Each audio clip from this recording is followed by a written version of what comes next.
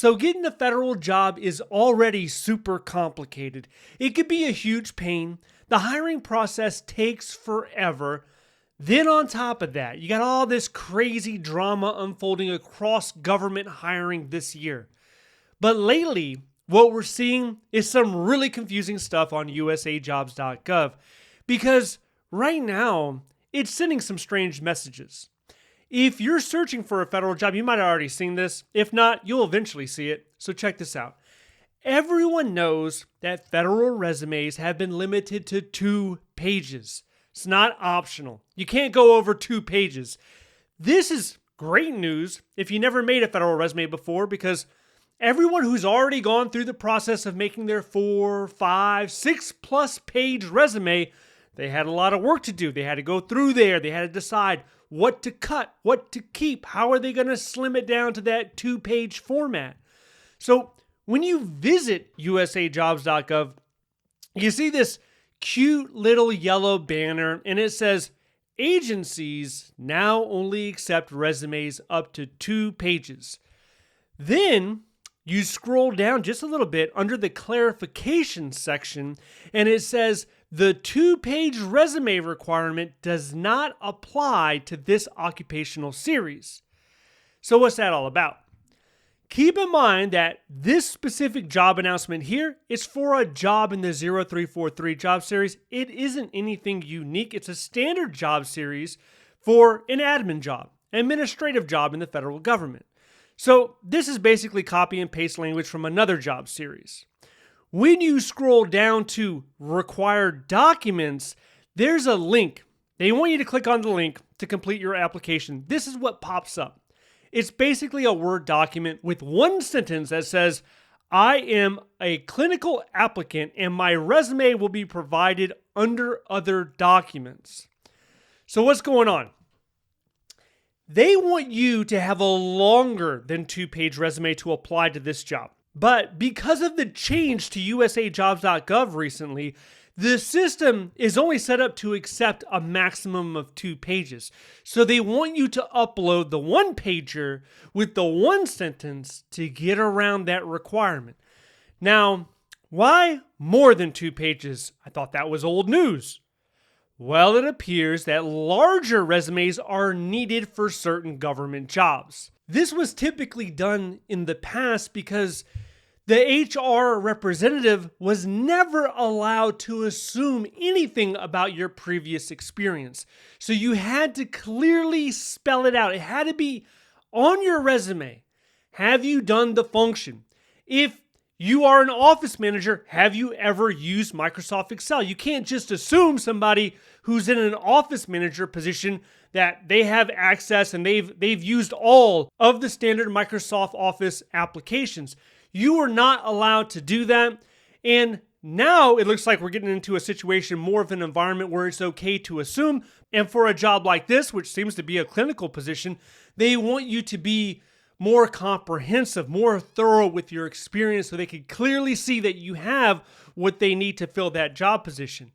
And this exception to the 2-page resume, it looks like today at least, about 1/3 of all government jobs, about 30%, 33% of the government jobs that are on USAJobs.gov, they have this exception.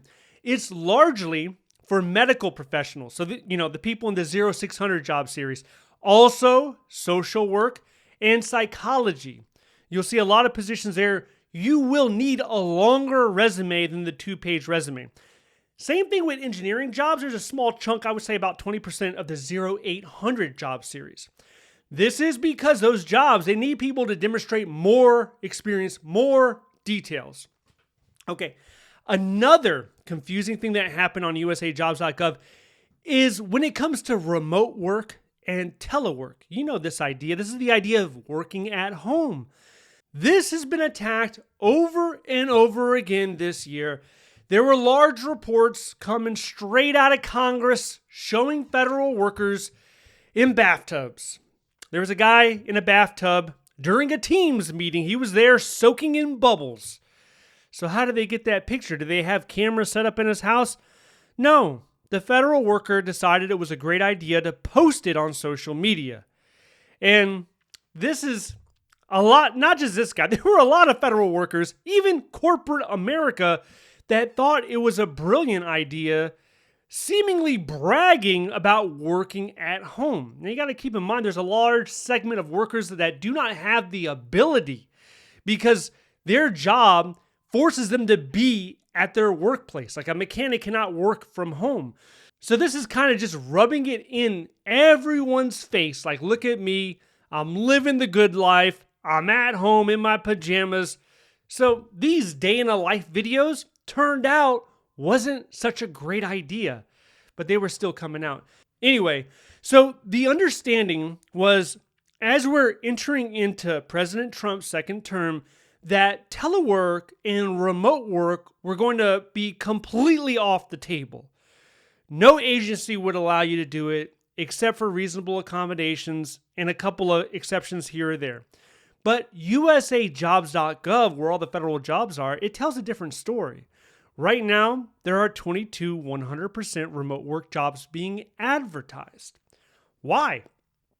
Well, if you read these job announcements, you would see that most of these jobs actually involve coming into a federal building at some point. So it sounds a little misleading to categorize it as 100% remote because it will not be 100%. Other positions, they say that you may be called upon at any time. This is basically saying that we might not have room for you currently. We can't set a cubicle up for you to come in and work, but when we find some room, we're going to go ahead and call you back in, and the expectation is for you to work in that federal building. With teleworking jobs, it's a similar story. These are a mix.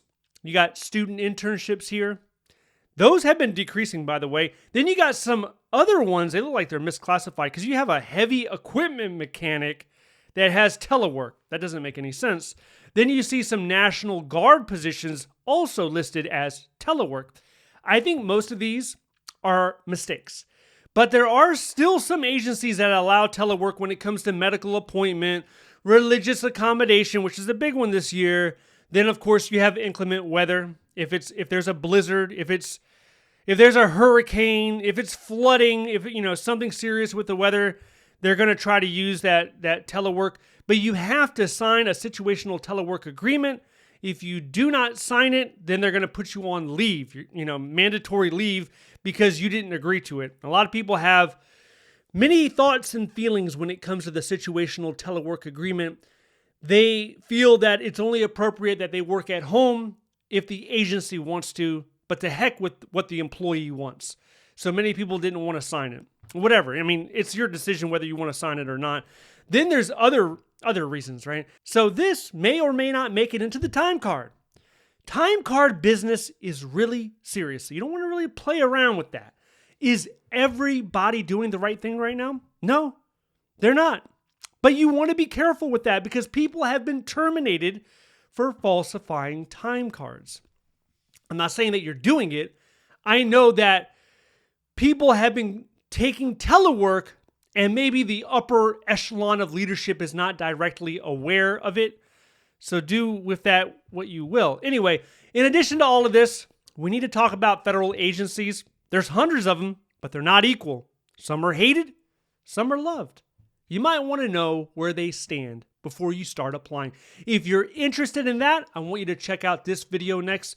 Stay updated by signing up to the free newsletter down below. Thank you so much for watching, and I'll see you in the next one.